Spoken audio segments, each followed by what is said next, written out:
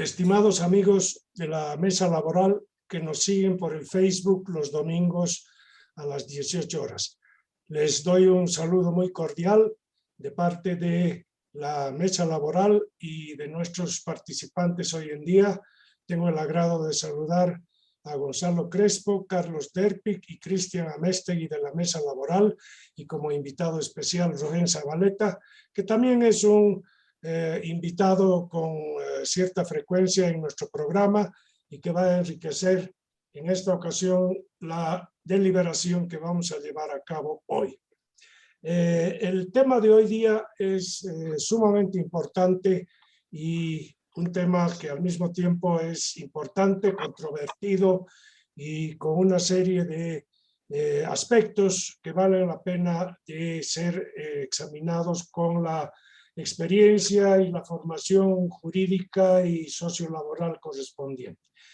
El tema se trata del derecho colectivo del trabajo, que lo vamos a analizar en los próximos 60 minutos y está dividido en tres aspectos. El primero de ellos se refiere a los principales aspectos del derecho colectivo del trabajo. Y dentro de eso está el derecho a la sindicalización, la forma en que se manejan los conflictos colectivos, la huelga, el lockout, y cómo es administrado este tema de manera diferente por los sectores privados y por los sectores correspondientes al ámbito público. Y el segundo aspecto va a ser cómo esto se maneja en el país. ¿Cuáles son las limitaciones respecto a estos temas? ¿Cómo se cumplen los respectivos derechos de las partes? Y finalmente, ¿cuáles son las limitaciones prácticas? Vamos a empezar con la primera cuestión que les he mencionado, que es los principales aspectos del derecho colectivo del trabajo. Le voy a pedir a Gonzalo Crespo que empiece con este tema. Adelante, Gonzalo, muchas gracias por tu participación. Bien, gracias y buenas noches a los amigos que nos siguen los domingos y también a los miembros de la mesa laboral y el ilustre invitado de este día. Bien, para acercarnos un poco al tema, recurriremos al concepto o a la definición clásica o tradicional del derecho del trabajo respecto de lo que es el derecho colectivo de trabajo. Esta definición nos dice que es la parte del derecho de trabajo que se encarga de al menos 5 alcances o tópicos, ¿no? El primero, las organizaciones sindicales, su conformación, operación, acreditación, etc. Luego, la negociación colectiva de trabajadores con empleadores. Derivada de esta, la convención colectiva, es decir, el convenio colectivo de trabajo en cualquier momento y por cualquier causa.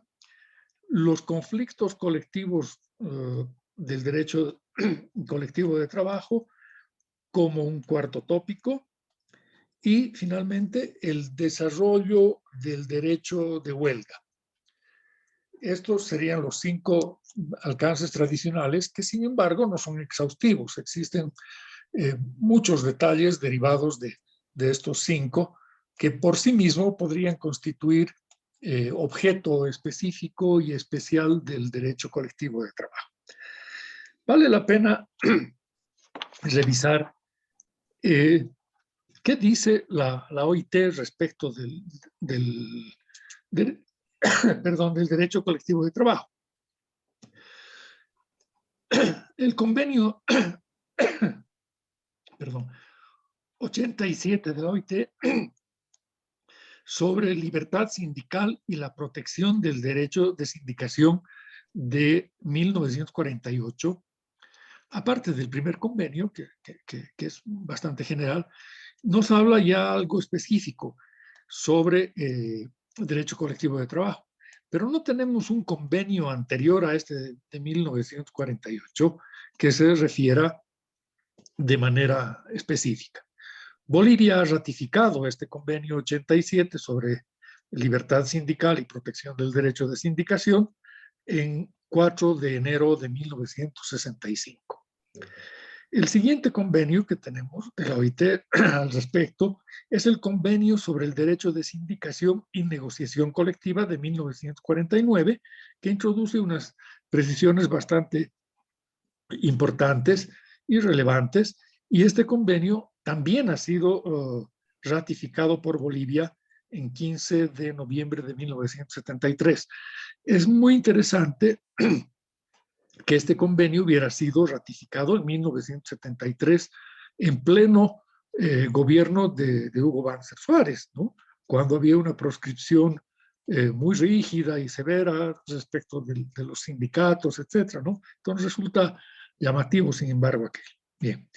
Tenemos luego el convenio 141 sobre organizaciones de trabajadores rurales de 1975, el convenio 151 sobre relaciones de trabajo en la administración pública de 1978 y el convenio 154 sobre negociación colectiva de 1981. Estos tres últimos convenios no han sido ratificados por Bolivia, lamentablemente. Y sería sumamente interesante, sobre todo, el conocer la posición actual del gobierno actual sobre el convenio 151 sobre las relaciones de trabajo en la administración pública, ¿no? Correspondería un pronunciamiento del gobierno respecto de esto. Me gustaría que volvamos luego sobre lo que dice la Constitución respecto justamente de la sindicalización o de las relaciones colectivas de trabajo en el sector público, porque hay unas disposiciones que podrían sorprender a nuestra audiencia respecto a esto. Ok, gracias Gonzalo. Vamos a ir con Carlos Derpic a comentarios sobre esta parte todavía, la de los convenios normativos de la OIT y su ratificación en Bolivia. Muchas gracias, muy buenas tardes. En realidad es muy interesante la exposición que ha hecho Gonzalo, señalando cómo a nivel internacional está reconocido el derecho de sindicalización. Efectivamente, el convenio 87 ha sido traducido como sindicación. Yo creo que es un error, es sindicalización. Pero un error de los traductores, no de Gonzalo. Claro. Claro, el derecho a la sindicalización surge hace muchísimo tiempo y como consecuencia de las luchas, de los reclamos de los trabajadores, porque en el momento en que surge la relación obrero-patronal o empleador-empleado como la conocemos hoy, se intentaba una relación individual, el empleador con el empleado, el patrono con el trabajador. Pero como había concurrencia de todos los trabajadores al mismo lugar de trabajo y había evidentemente explotación de ellos por parte del patrono, surge junto con el derecho del trabajo no solo el derecho individual, sino el derecho colectivo del trabajo. Y en Bolivia, por ejemplo, la organización sindical se remonta a la época del Tata Belsu, cuando comienzan las primeras organizaciones de trabajadores de diferente tipo. Habían gremios que no eran propiamente sindicatos, y en 1920 hay una norma que reconoce el derecho colectivo para la huelga o para los conflictos, o sea, no el derecho a la sindicalización permanente, sino para cuestiones específicas. Entonces, hay toda una historia en la organización de los trabajadores, que no solamente se ha dado en Bolivia, sino en el mundo entero, que ha llevado a que, bueno, primero surja la OIT el año 1919, antes de que haya Naciones Unidas. Ya existía esta agencia que el día de hoy forma parte de la Organización de Naciones Unidas, y que paulatinamente se vaya reconociendo a nivel internacional, a nivel de los convenios de la OIT, este derecho de sindicalización. El derecho colectivo, bien lo ha dicho Gonzalo, abarca los 5 puntos que ha señalado. Hay quienes dicen, reducen, digamos, los puntos: derecho a la sindicalización, derecho a la negociación colectiva y los conflictos colectivos de trabajo. Entonces, estamos ante un hecho que no se puede negar en cuanto a la legitimidad que tiene, si bien es cierto que hoy podría cuestionarse algún aspecto. Por ejemplo, la Central Obrera Boliviana, que en su momento incorporaba a gran parte de la población boliviana y que fue en su momento una organización no solo sindical, sino política, sobre todo por la Federación de Trabajadores Mineros de Bolivia, que plantearon la tesis de Pulacayo en 1946, era una organización que ponía en problemas y en conflictos a diferentes gobiernos. Debe recordar Horst Greve, cuando era ministro del Trabajo en los años 80, con el doctor Hernán Siles Suazo. La Central Obrera era poderosa cuando declaraba una huelga, ponía en conflicto al país entero. Eran dirigentes que sin necesidad de ponerse cascos todo el tiempo, luchaban por reivindicaciones de sus miembros, de los miembros de la Central Obrera, y por propuestas de carácter social y político que no estaban al servicio de ningún partido político, aunque muchos dirigentes militaban en partidos políticos, como el Partido Comunista, por decir. Bueno, entonces, así es. Entonces, esta es la situación. Hay normativa nacional, yo creo que la vamos a desarrollar en el transcurso del programa y estoy interesado por las novedades que nos ha ofrecido Gonzalo. Ok, Rubén, entonces tenemos el marco general, el marco histórico, y ahora tenemos que ver cómo está la situación en este aspecto, donde han ocurrido una serie de transformaciones en los últimos 20 años, diríamos, pero con mayor intensidad en los últimos 15 años, porque el sindicalismo ha perdido ese su carácter de conducción obrera, puesto que fruto de las crisis, pero también de las reformas neoliberales, de la tecnología, etcétera, hoy en día el sindicato obrero, el sindicato de fábricas, es algo que está desapareciendo no solamente en Bolivia, sino en el mundo. La afiliación sindical en muchas organizaciones, en muchos países europeos, etcétera, ha disminuido enormemente. Entonces, tenemos una situación peculiar en el país que valdría la pena mirarla sobre el telón de fondo de lo que está también ocurriendo en otras partes. Adelante, Rubén. Bueno, gracias, Jorge. Bueno, agradecerte nuevamente la invitación y, bueno, saludar cordialmente a Carlos, Gonzalo y a Cristian, que hoy día compartimos hoy día esta sesión. Bueno, en primer lugar, coincido con la forma didáctica en la que se hace referencia al contenido del derecho colectivo, ¿no? Un poco para darle siempre contexto a lo que estamos hablando. Cuando hablamos de derecho del trabajo, la primera gran división que tenemos es derecho sustantivo del trabajo y derecho adjetivo. Y cuando nos vamos a lo que es el derecho sustantivo del trabajo, ahí tenemos el derecho individual del trabajo y el derecho colectivo de trabajo, ¿no? Entonces, nos estamos refiriendo a un gran capítulo del derecho del trabajo, ¿no? Que es el derecho colectivo de trabajo. Sí hay una casi uniformidad en la doctrina respecto a los tres temas principales del derecho colectivo de trabajo, ¿no? Libertad de organización y sindicación o sindicalización es el primer tema. El segundo es negociación colectiva y el tercero es el conflicto colectivo de trabajo. Entonces, estos tres son los tres aspectos fundamentales que son coincidentes en varios profesores del derecho del trabajo como el contenido, ¿no? Ahí ya podemos incluir a otras instituciones, ¿no? Que están reguladas en el caso boliviano. Pero en el caso boliviano vemos estas tres instituciones también un poco desorganizadas en la Ley General del Trabajo y en el decreto reglamentario. No está, por ejemplo, el contrato colectivo, el convenio colectivo, no está dentro de lo que es el capítulo de derecho colectivo, sino está después del contrato individual del trabajo, ¿no? Y normas muy referenciales, ¿no? O sea, ha faltado desarrollo, pero vamos a ir ingresando seguramente más adelante en eso. Pero ahí tenemos las tres, ¿no? Y ahí podemos añadir lo que se decía, ¿no? El tema de lo que es el tema de la huelga, el tema de lo que puede ser el fuero sindical, la comisión sindical, el contrato colectivo, ya los podremos ir acomodando, ¿no? Pero estas tres cosas son fundamentales por ejemplo, el profesor Mario de la Cueva, que lo señala el profesor Isaac Sandoval, dice que la fuerza del derecho colectivo del trabajo radica en la trilogía indivisible de estas tres instituciones, ¿no? Cuando solamente se consolida una y las otras no se logran consolidar, pierde fuerza el derecho colectivo, ¿no?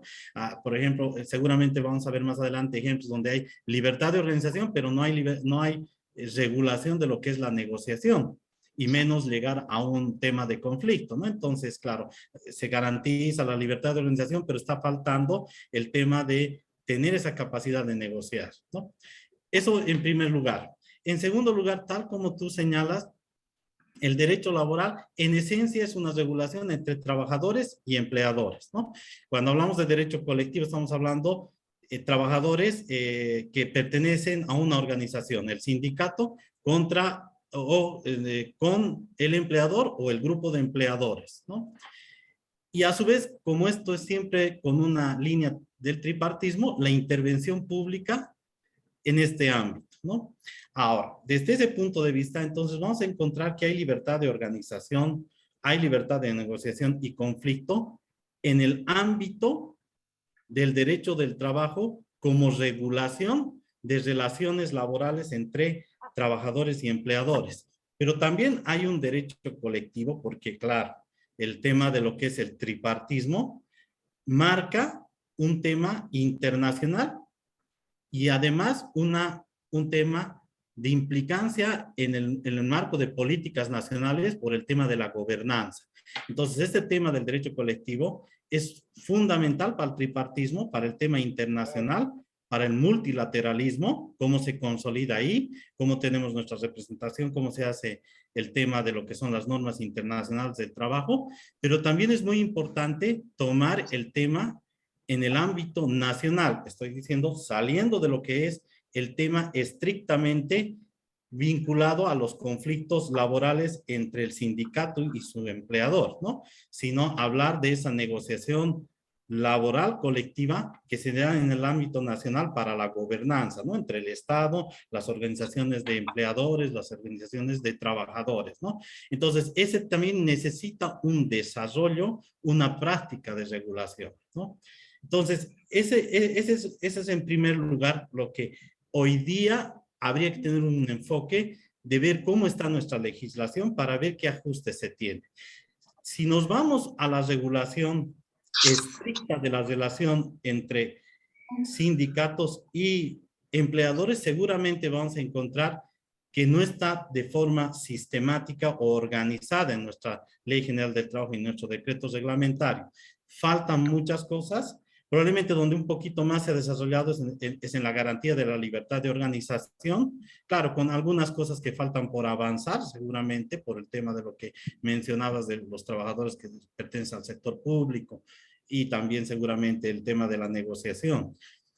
Pero ahí también hay que ver el tema de la negociación, el contrato colectivo y lo que es el conflicto laboral y sus consecuencias del conflicto colectivo de trabajo, que son la huelga y el lockout, ¿no? Y consecuencias que un poco en la norma se hacen poco operables por la cantidad de procedimientos que marcan para que una huelga y un lockout se den en los hechos, ¿no?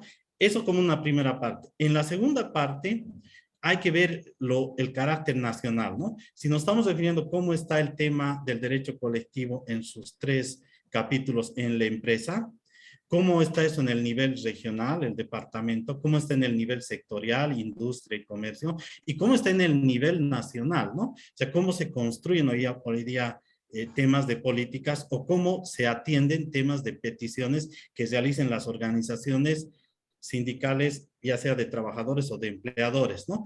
Con el Estado. Existe una figura de diálogo, de negociación, de consulta, que es bipartito, tripartito. Esa parte también es importante para el derecho colectivo de trabajo. Es un poco como contexto, entonces. Ok. Gracias, Rubén. Vamos a volver con la idea de Gonzalo.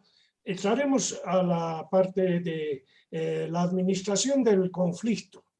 ¿Qué es lo que sucede cuando ha fallado el arbitraje? Adelante, Gonzalo. Bien. Bueno, los artículos 105 y siguientes de la Ley General de Trabajo nos establecen un procedimiento general para el tratamiento del conflicto de trabajo, ¿no? Y nos dice que primero debe plantearse un pliego de reclamación. Es la negociación. ¿No? Exactamente. Que luego el ministerio en realidad debe dar aviso al empleador de la existencia de este pliego de reclamación y notificarle dentro de las 24 horas siguientes.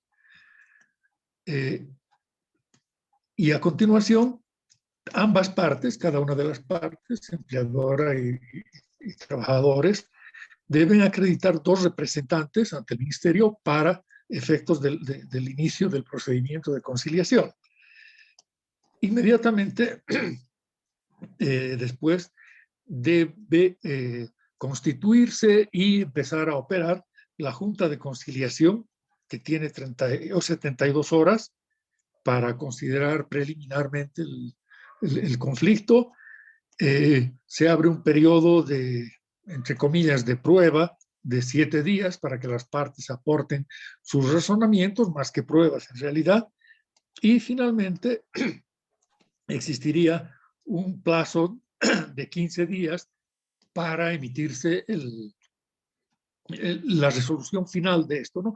En medio hay unas pequeñas instancias, digamos, de negociación acá, y luego, si no existiría un cumplimiento del laudo o oposición al laudo, etcétera, operaría el derecho de huelga, ¿no? Digamos que este es el procedimiento general. Obviamente tenemos aquí la ausencia de qué es lo que pasa en el ámbito público. Esto es solamente para el ámbito privado, ¿no? Tenemos la ley de 27 de octubre del 99, la ley del Estatuto del Funcionario Público, que en su artículo 7 nos habla de los derechos de los funcionarios de carrera, en su parágrafo 2, y dice que existe, en su inciso C nos dice que los funcionarios de carrera, públicos de carrera, pueden impugnar las decisiones que afecten situaciones relativas a sus ingresos, a la promoción o retiro, o aquellos que derivan de procedimientos disciplinarios. No dice en ningún momento la ley del Estatuto del Funcionario que la impugnación es solamente individual, lo que quiere decir que puede ser colectiva. ¿A través de qué órgano? No está establecido, pero deberíamos entender de que una vez que el artículo 9 de la misma ley del Estatuto Funcionario, entre las prohibiciones, no incluye la asociación o sindicalización de los trabajadores o empleados públicos, esta impugnación puede ser colectiva, porque no está prohibida la conformación de estos órganos. Este es un tema sumamente interesante y deberíamos hacer varias consideraciones adicionales, ¿no? El convenio 151 de la OIT no reconoce, que se refiere, ¿verdad?, a las relaciones de trabajadores del sector público con el Estado o con el gobierno. No reconoce de forma explícita el derecho de huelga de los funcionarios públicos. Dice simplemente que protege de manera general toda forma colectiva de negociación e insta a la negociación, pero no dice más nada. Claro. Pero lo interesante está en que el artículo 49 de la Constitución Política del Estado actual no excluye a los servidores públicos del derecho a la negociación colectiva. Y el artículo 53 de la misma Constitución reconoce el derecho de huelga sin excluir a los servidores públicos. Todo este conjunto a mí me lleva a pensar que sí existe posibilidad de asociación sindical de los servidores públicos y que gozan de las mismas protecciones en cuanto al tratamiento de los conflictos colectivos de trabajo, incluido el derecho de huelga. Existe, sin embargo, no solamente para el ámbito público, sino también para el privado, una fuerte corriente liderizada por el grupo de empleadores de la propia OIT, que en un momento han cuestionado la existencia del derecho de huelga y dicen que el convenio 87 o que el derecho de huelga no existe porque el convenio 87 de 1948 y el de 1949, el 98, no incluyen de manera específica el derecho de huelga. Hablan del derecho de asociación, de sindicalización, etcétera, pero en ningún momento hablan del derecho de huelga. Bueno, se han desarrollado varios argumentos, incluso la Corte Internacional de Justicia ha debido conocer este tema y podemos deducir de muchas maneras, porque así lo han decidido diferentes grupos especializados, que en realidad el derecho de huelga es inherente al derecho de sindicalización, o que el derecho de sindicalización en su papel o rol de solución de conflictos, de plantear conflictos colectivos y solucionarlos, incluye de manera sobreentendida o tácita también el derecho de huelga. Entonces, vale la pena considerar todo aquello y extrapolando esto al país, a la legislación nacional, podríamos sostener que no existe ninguna limitación para que los conflictos colectivos de trabajo y su solución también sean extensibles al ámbito público. Ahí tenemos un tema importante, que es el de la exclusión de algunos sectores de trabajadores asalariados del derecho a la sindicalización, pero también más explícitamente de la prohibición de que algunos sectores ejerzan en la práctica su derecho a la huelga. Veamos eso en la siguiente etapa de las consideraciones que tenemos que hacer sobre cómo están aplicándose estas disposiciones en el caso de Bolivia. Hay un sector excluido, pero de una manera más fáctica que normativa, que es el sector público en general. Hay otros sectores que tienen dificultades, como son las entidades de la seguridad nacional, Fuerzas Armadas, Policía. Hay otro sector que ha tenido complicaciones últimamente, es el sector de la salud. Entonces, veamos estas cosas que están pasando en el caso boliviano y veamos dos aspectos. El primero, ¿cuáles sectores del sector público o cuáles sectores en general de los trabajadores asalariados no están incluidos en el derecho a la sindicalización y su derivación tácita, que es el derecho a la huelga? Cristian. Muy bien, muchas gracias. Aquí hay un tema de practicidad y de política ideológica, porque el artículo 104 de la ley laboral dice: no podrán organizarse sindicalmente los funcionarios públicos, cualquiera sea su categoría y condición, por una parte. Por otra, dice: no podrá ser parte del sindicato trabajadores de confianza, entendidos como aquellos que representan los intereses del empleador. Aspecto que ha sido inconstitucionalizado recientemente. La sentencia constitucional 36 del año 2013 dijo, ¿por qué tienen que los representantes del empleador no poderse agrupar y finalmente ser representados por el sindicato como tal? Lo cual ha traído de antemano ya conflictos grandes, porque, por ejemplo, recuerdo un caso hace unos 6 años, una entidad financiera ahora en liquidación me había comentado y me dijo: todos mis gerentes se han sindicalizado y por tanto decía, yo no sé si están representando al sindicato o a la empresa y podrían llevar a la quiebra a esta organización, a esta entidad financiera, lo cual finalmente ocurrió. Entonces, primero es aquello, pero en la práctica, aquellas entidades, llamémosle aquellas organizaciones parte del derecho público, Por tanto, sus funcionarios deberían ser entendidos también como tales si tienen sindicatos. Pensemos, por ejemplo, la Caja Nacional de Salud, que frecuentemente están en conflicto. Y respecto de lo cual, conflictos, tenemos que analizar las limitaciones. Es más interesante ahora enfocarnos en qué se puede y qué no se puede, tomando la idea de Rubén, quien dijo falta desarrollo. Se han quedado algunas cosas a medio construir y respecto de lo cual el profesor Isaac Sandoval una vez nos dijo, es tan gracioso, dijo, que la ley boliviana haya puesto que la huelga se legaliza cuando se han agotado los medios de resolución de conflictos de ley, en vez de hacer al principio como en cualquier parte. Así, la norma dice, la ley del trabajo en su artículo 105, en ninguna empresa podrá interrumpirse el trabajo intempestivamente, ya sea por el patrono o sea por el empleador, sin antes haber agotado los medios de conciliación y arbitraje.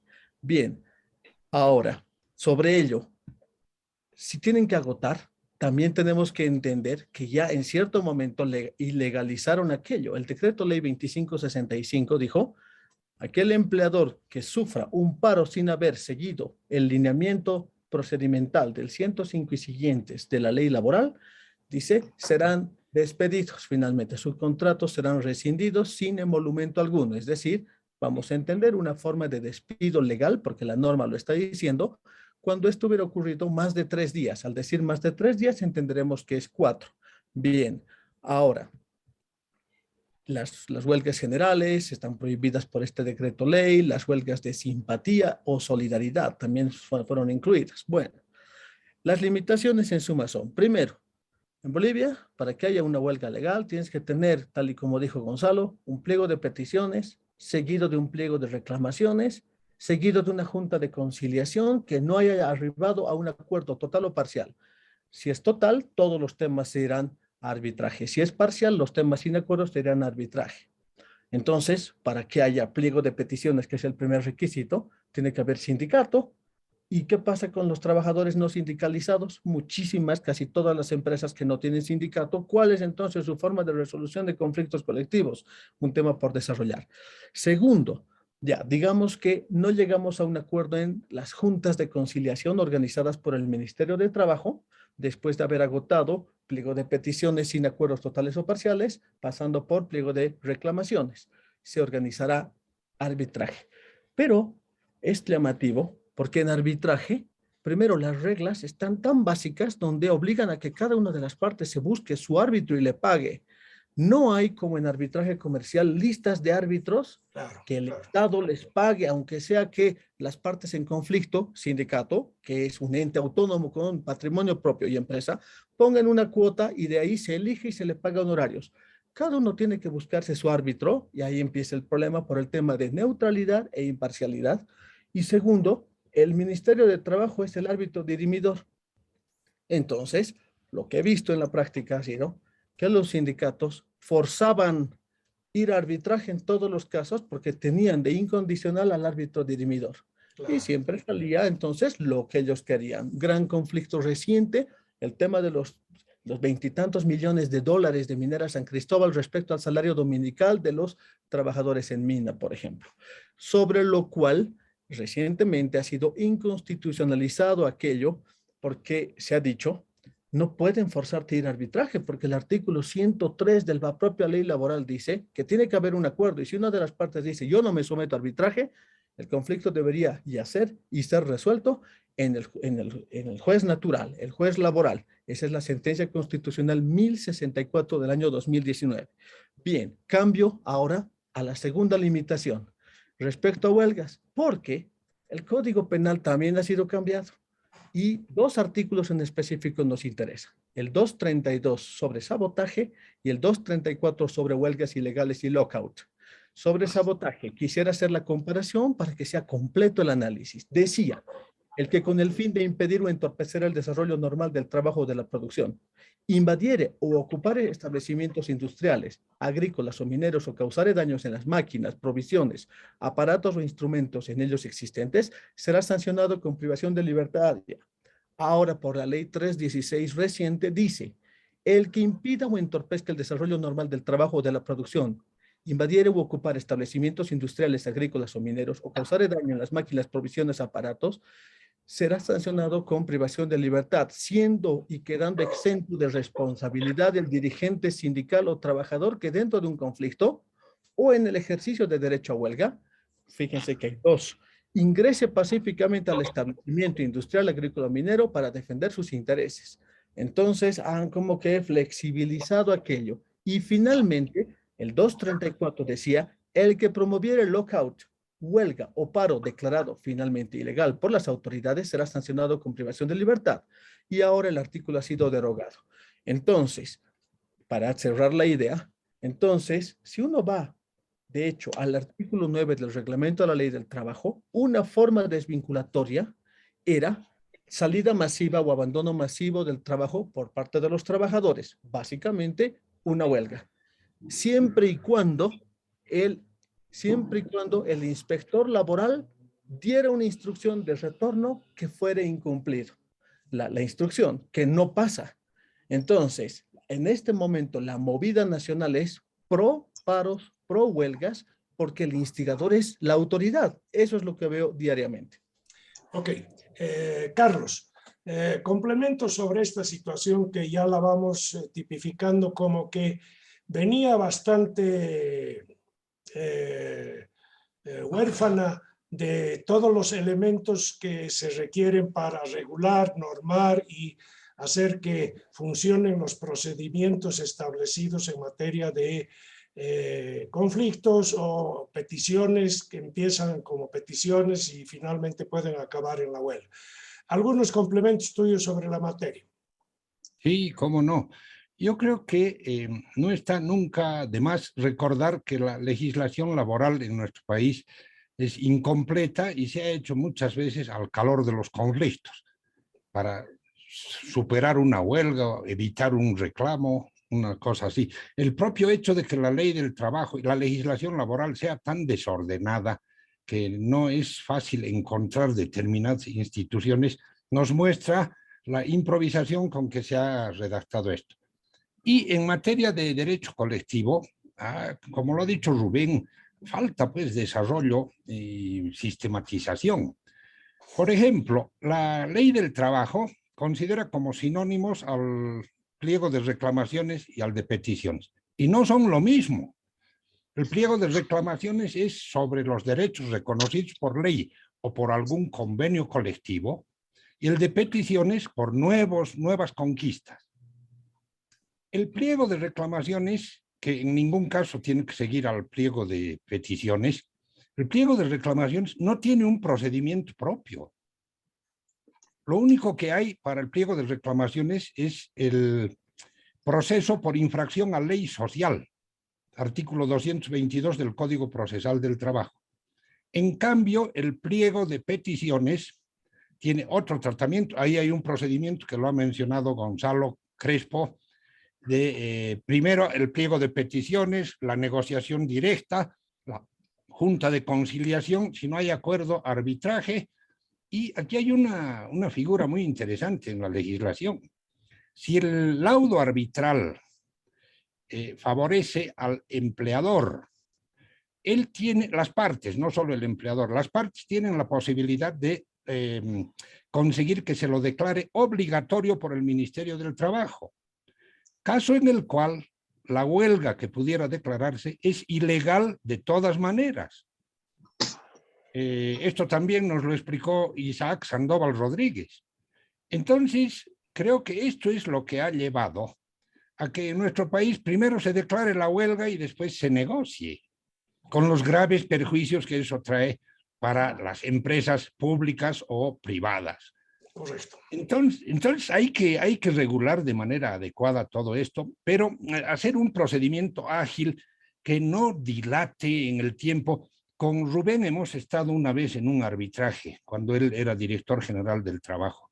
No sé cuánto tiempo y cuántas horas y cuántas noches hemos estado en el tema este del arbitraje, que bueno, felizmente se solucionó bien, pero en muchos casos no se soluciona. Entonces creo que la gente, antes de seguir semejante procedimiento, prefiere declarar la huelga. Además ya se ha hecho costumbre en este país actuar de esa manera. Ok. Sobre el tema de los empleados públicos o los servidores públicos, efectivamente, como ha dicho Cristian, el artículo 104 de la Ley General del Trabajo prohíbe expresamente su sindicalización. Y hay aquí una cuestión importante. Otra vez la historia. A mí me gusta recordar lo que ha pasado. Durante el gobierno de la UDP, cuando se adoptaban medidas de ajuste económico, el Banco Central, que en aquella época tenía un sindicato, declaraba paro y tornaba imposible o inútil cualquier medida que hubiese adoptado el gobierno. No vamos a recordar el apellido del famoso dirigente del Banco Central, pero famosísimo porque boicoteaba al gobierno en cualquier intento de superar la grave crisis que se vivía en aquel momento. Entonces hay un tema con los servidores públicos. Precisamente su nombre, servidores públicos, están al servicio del interés colectivo. Por lo tanto, si bien coincido yo que tienen derecho de organizarse, habría que ver ciertas limitaciones en cuanto al ejercicio del derecho a la huelga, en el caso de los servidores públicos. Pero lo que tenemos en la legislación es esto mismo, ¿no es cierto? Que por una parte se prohíbe su sindicalización, pero en la Constitución no hay prohibición expresa, entonces pueden o no pueden, y si pueden, pueden declarar la huelga o no. En fin, hace falta avanzar y desarrollar mucho para mejorar este tema del derecho colectivo del trabajo. Ok, vamos con Rubén a ver si rápidamente podemos hacer una sugerencia sobre lo que es necesario plantear como una demanda de normativa que solucione algunos problemas de vacíos normativos. En particular, a mí me preocupa el hecho siguiente. Hay una diferencia muy grande entre el sector público como parte de los funcionarios del gobierno o de las alcaldías o de los municipios, de las gobernaciones y las empresas públicas. Estoy pensando en BOA, estoy pensando en Comibol, en yacimientos, etcétera. ¿Cuál es la situación ahí de tratamiento a los servidores públicos, a los trabajadores asalariados del sector productivo? Y el segundo asunto que ha sido muy complicado, en mi gestión también tuvimos muchos problemas, el pago de los días de huelga. A la hora de suspender la huelga ya y llegar a un acuerdo, el último punto siempre era y el pago, cuando normalmente la huelga no se paga. Y esa era una tradición de los mineros en su época, pero últimamente han hecho que no solamente se para, sino que se sigue recibiendo el sueldo. Adelante, Rubén. Bien, gracias, Jorge. Sí, me parece muy interesante lo que hasta aquí hemos hecho como diagnóstico.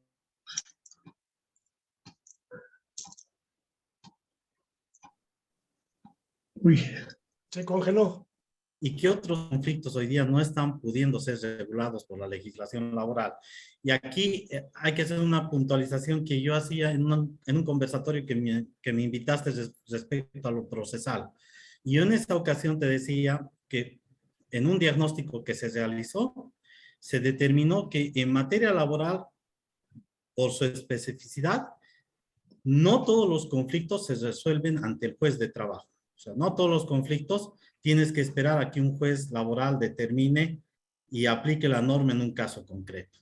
Es necesario que un Estado consolide un modelo de administración del trabajo coherente que haga posible que los derechos laborales se cumplan durante la relación laboral. Primera cosa. Segunda cosa que he señalado esa vez es que también se tiene que desarrollar medios alternativos de resolución de conflictos. Okay. Al conflicto individual, para el conflicto colectivo.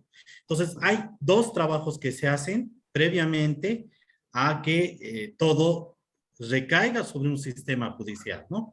Ahora, a través de lo que son los convenios internacionales de la OIT, los fundamentales, los prioritarios y los técnicos, obligan a que un Estado genere un modelo de administración del trabajo, ¿no? Ese es el Ministerio del Trabajo. Entonces, el Ministerio del Trabajo genera un modelo de administración del trabajo que tiene como objetivo hacer cumplir la norma laboral en el caso de lo que es relaciones individuales y en el caso de lo que es relaciones colectivas de trabajo, ¿no? Eso es a través de lo que son los servicios que presta, a través de las jefaturas departamentales, que son temáticos, o le llamaremos temáticamente, pero por competencias, dependiendo, ¿no? Dirección General del Trabajo respecto a lo que es cumplimiento, ¿no?, de lo que es lo laboral. Seguridad y salud en el trabajo respecto a la dirección de, que ahora son juntas, ¿no? Trabajo y seguridad y salud en el trabajo, a lo que es seguridad y salud en el trabajo. Dirección de asuntos sindicales. También se prestan servicios para que se cumplan, ¿no? Entonces, hay un modelo de administración. Ahí podemos decir que falta ajustar, que falta desarrollar, ¿no? Ahora, la otra parte que tiene que desarrollar el Estado son los medios alternativos de solución de conflictos, ¿no? Conciliación, arbitraje. No nos vamos a referir al conflicto individual porque no es el caso hoy día. Para el caso del conflicto colectivo, se está hablando de que habría dos medios de solución alternativa de conflictos, ¿no? La Junta de Conciliación, es decir, conciliación, y el Tribunal Arbitral, arbitraje, ¿no? Entonces, hay un modelo que existe en Bolivia respecto al tratamiento de los conflictos colectivos de trabajo. Ahora, ¿qué conflictos colectivos de trabajo? Porque ahí también hay una variedad de conflictos colectivos de trabajo que se dan, ¿no? Y ya vayamos a los hechos, ¿no? La primera, doctrinal, y la que se presenta, la que señalaba Carlos, ¿no? Conflictos de intereses y económicos, conflictos de derecho, ¿no? ¿Cómo se los plantea? Están juntos, hay una división, hay una clasificación, que cuando utilizas pliego de peticiones y pliego de reclamaciones, en verdad, como dice Carlos, hoy día se utiliza solo como pliego de reclamaciones y se los utiliza como sinónimos. Entonces, a veces se habla de pliego de peticiones, a veces se habla de pliego de reclamaciones, y en el interior hay varios conflictos, ¿no? Que pueden ser de las dos clases, que no son los únicos conflictos colectivos que se presentan, ¿no?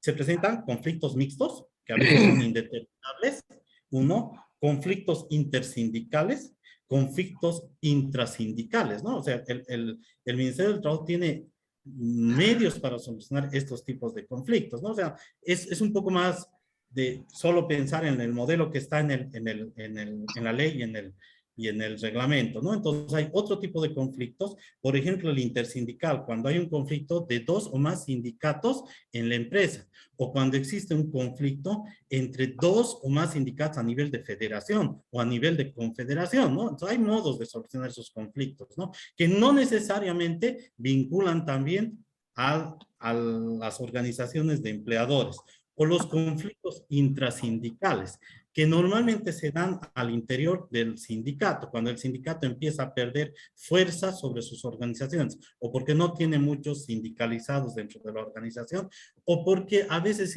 existe un conflicto de representatividad, y ahí se puede dar o porque no creen ya en el sindicato, porque tal vez se ha vuelto muy afín al empleador, o porque no ha establecido con claridad la representación para el conflicto colectivo de trabajo en la asamblea que aprobaba el pliego de peticiones, ¿no? Entonces se presentan diversos tipos de conflictos en lo que es en los conflictos colectivos de trabajo.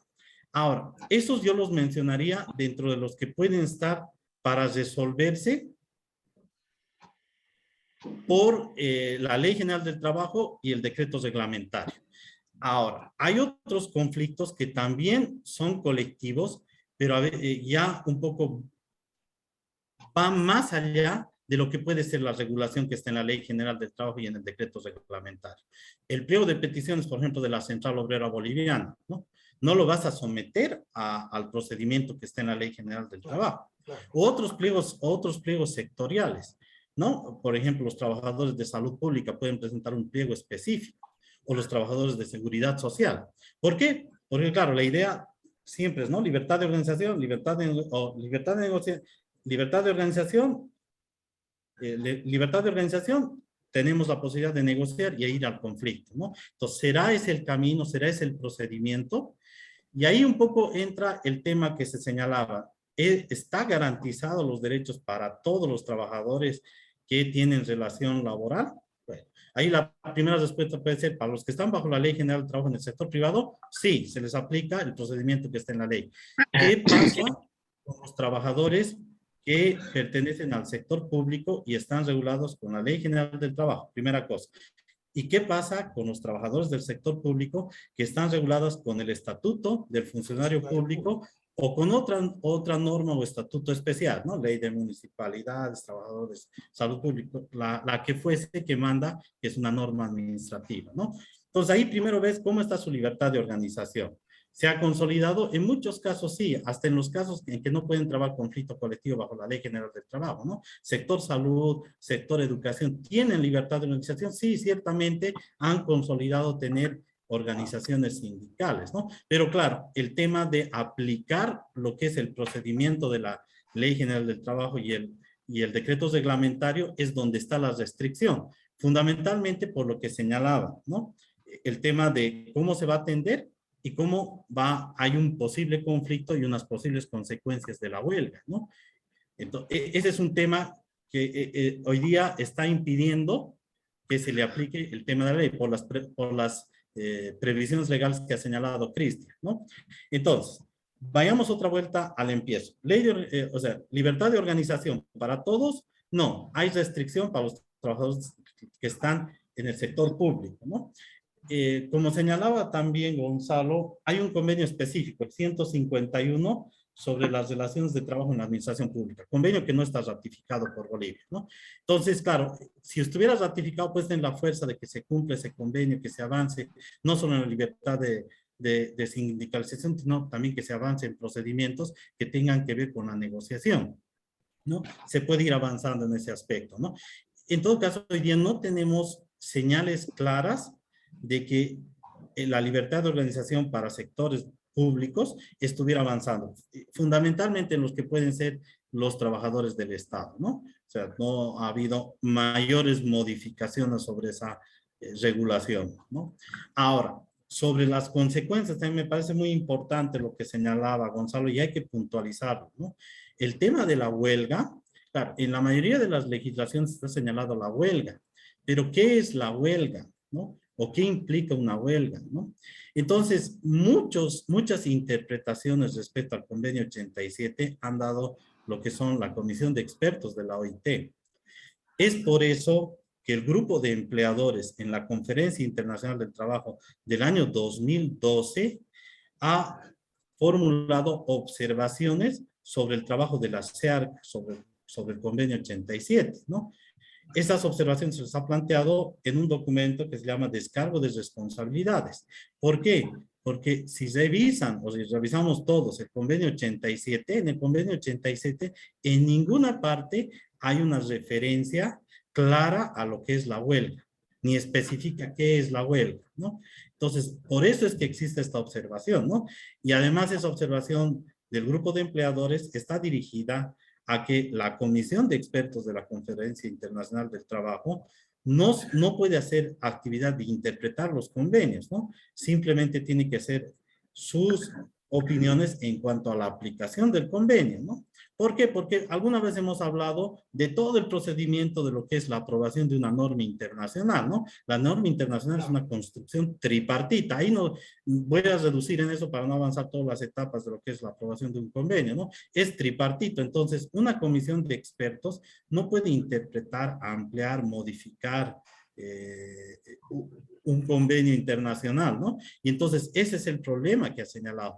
Hasta la actualidad estamos con el problema si la huelga estaba realmente especificada en el convenio 87 con el tema de suspensión de actividades, ¿no? Porque siempre ha habido, ¿no? El criterio que se daba es la suspensión de actividades, pero con servicios mínimos y movilidad administrativa, ¿no? Para que no suspendas en total la actividad, ¿no? Entonces está así a nivel internacional. Cuando bajamos un poco a la legislación de los países y vayamos al caso boliviano, es tal cual, está en la Constitución, como señalaba, ¿no? Pero la Constitución en su artículo 53 te dice que garantiza el derecho a huelga como el ejercicio de la facultad legal de los trabajadores de suspender labores por la defensa de sus derechos de acuerdo con la ley.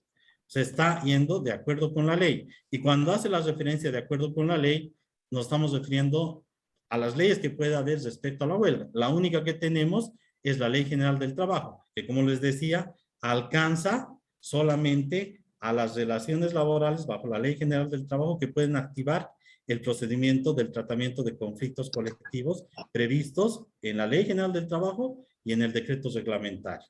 Ahora, ¿cómo está ese procedimiento, no? Ese procedimiento señala que hay una etapa de negociación directa. Hay una etapa que es en el Ministerio del Trabajo a través de 2 medios alternativos de solución de controversias, la Junta de Conciliación y el Tribunal Arbitral. Y hay una etapa judicial, ¿no? Entonces, no hay que perder de vista el tema de la negociación directa. ¿Por qué?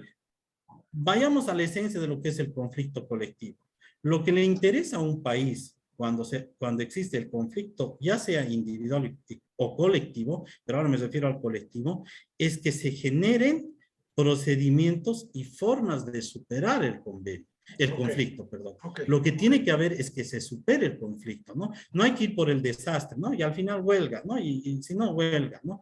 O si no, juzgados, ¿no? Tiene que haber una posibilidad de superar el conflicto, subsanar el tema de que vuelvan las relaciones laborales, de que la cotidianidad laboral retorne hacia el centro de trabajo, ¿no? Eso es superar, ¿no?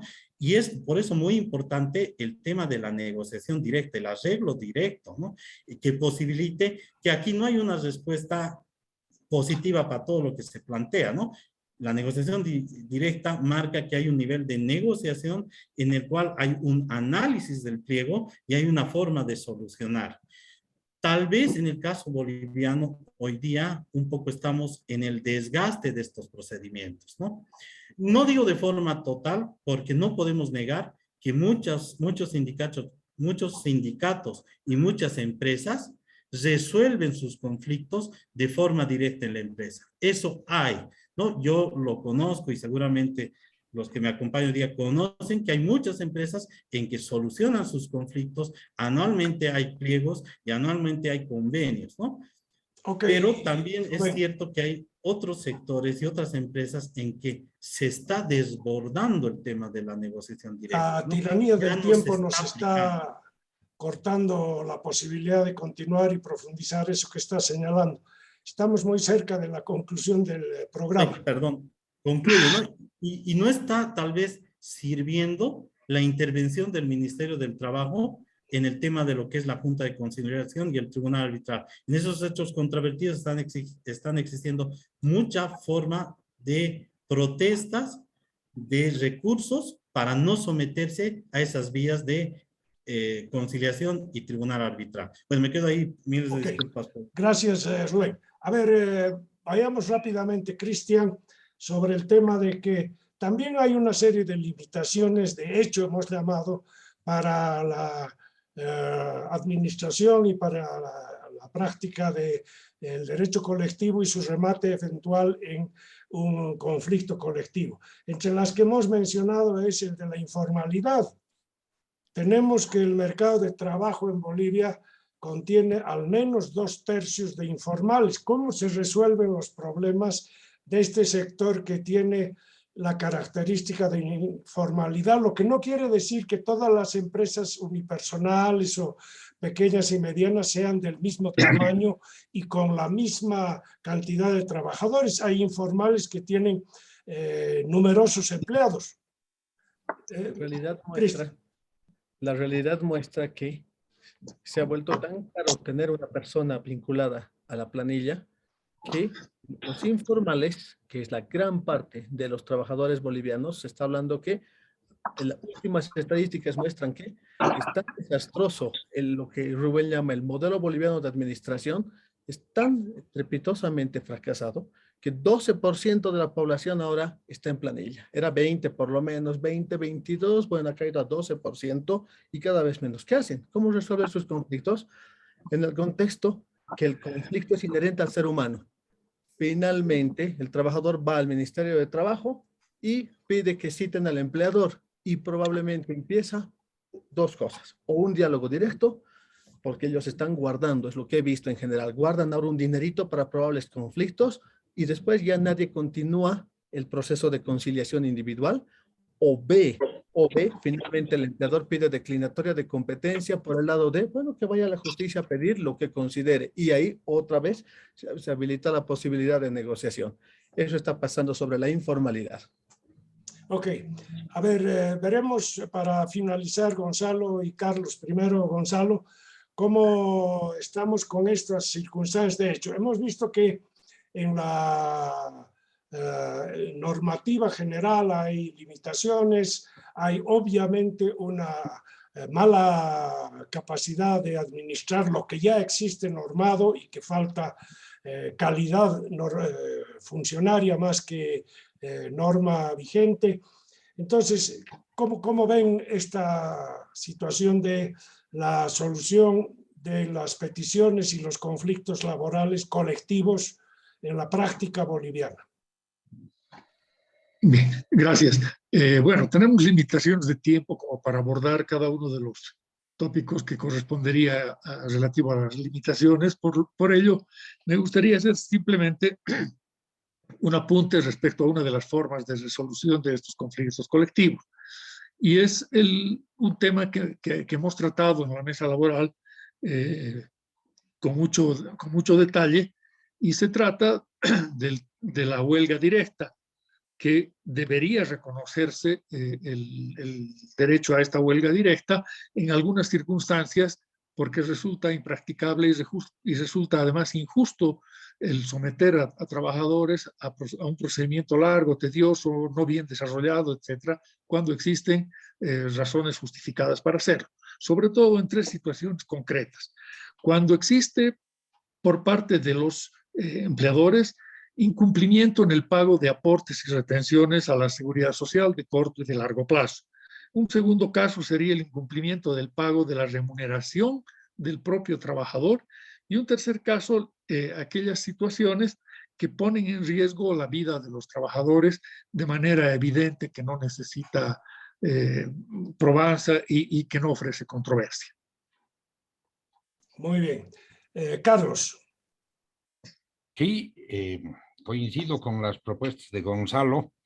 En general, yo reiteraría lo que hemos venido diciendo hace rato. La Ley General del Trabajo es de 1939, como decreto primero, el 42 como ley. Y luego se han puesto parches de acuerdo a las circunstancias. Hace falta una nueva legislación que reconozca todo lo que la realidad nos muestra ahora. Pero lamentablemente, y esto es curioso, el gobierno de los trabajadores, que así se autodenomina este gobierno, no lleva adelante una nueva ley, la elaboración de una nueva ley, que debiera tomar en cuenta no solo a los trabajadores, también a los empleadores, poner en práctica el tripartismo, ser amplios. Hay un montón de cosas que tal vez en varios programas podríamos desmenuzar para decir esto hay que cambiar, esto hay que modificar, esto hay que aumentar o quitar, no sé qué. Pero en términos generales yo diría eso, hace falta una actualización de la legislación laboral y dentro de eso todo el tema relativo al derecho colectivo del trabajo. Yo creo que hemos demostrado una vez más en este programa que tenemos dos obstáculos para que prevalezca en el país una atmósfera racional de solución de conflicto de intereses entre trabajadores y empleadores, y es que a la ausencia de un marco general adecuado a la época y una serie de normativas que incluso entre ellas son contradictorias, se suma una administración en el sector encargado dentro del Estado de las relaciones laborales, de su regulación, de su supervisión, etcétera. No hay la voluntad imparcial de que prevalezca la justicia, no hay tampoco la capacidad profesional que resuelva las cosas como manda la ley y por lo tanto los conflictos se resuelven en general por arbitrariedades que tienen que ver con la correlación de fuerza política, con la capacidad de incidir en la opinión pública, con la capacidad de movilización de las solidaridades correspondientes. Entonces, está claro que estamos acabando el año 2021 con tareas incumplidas. Dentro de la mesa laboral tenemos el próximo programa, que es el último del año, para pasar una mirada hacia lo que ha sido el 2021 en términos sociolaborales y nuestros programas, pero se nos presenta un gran desafío para el 2022. Tenemos que identificar con mayor precisión aquellas normativas, aquellos aspectos de las relaciones laborales que podrían ser objeto de una negociación como iniciativa ciudadana, de una nueva normativa, de una nueva ley de actualización, y que podamos movilizar en el Parlamento algunas voluntades de los parlamentarios para avanzar. Tenemos el año 2022 por delante. Nadie augura que va a ser una taza de leche. Hay varios pronósticos sobre una situación económica compleja, una situación difícil en términos laborales también, puesto que hay necesidad de diversos ajustes, se han mencionado en el ámbito económico, en el ámbito de la inadecuación de las correlaciones entre productividades, salarios, etcétera, etcétera. Tenemos tarea amplia para el próximo año. Tenemos que organizar el cronograma de nuestras iniciativas, nuestras reuniones dominicales, para eventualmente salir a proponer ya soluciones con criterios racionales y colocar en consideración de los actores del ámbito sociolaboral. Yo les agradezco a ustedes su participación, ha sido muy interesante, muy dinámico el programa. Hemos detectado una vez más el vacío que existe y la necesidad también de ponerle mucha materia gris, ponerle mucho pensamiento y mucha ecuanimidad a esta situación que viene desde la revolución industrial como un gran problema donde los intereses no pueden ser puestos en línea desde ambas partes. Hay una asimetría de intereses que tienen que ser negociados y por lo tanto avanzar mediante la negociación par y paso con lo que corre también la tecnología y la internacionalización de las actividades sociolaborales. Tengan ustedes muy buenas noches, muchísimas gracias y un saludo a los televidentes que nos han seguido en el Facebook. Hasta la próxima. Gracias, buenas Gracias. Buenas noches. Carlos, qué gusto Todos. verte. Un abrazo a la distancia, Carlos. Cristian, un placer siempre. Gonzalo, un placer. Chao, chao. Y lo mismo. Feliz hasta Navidad. luego. Feliz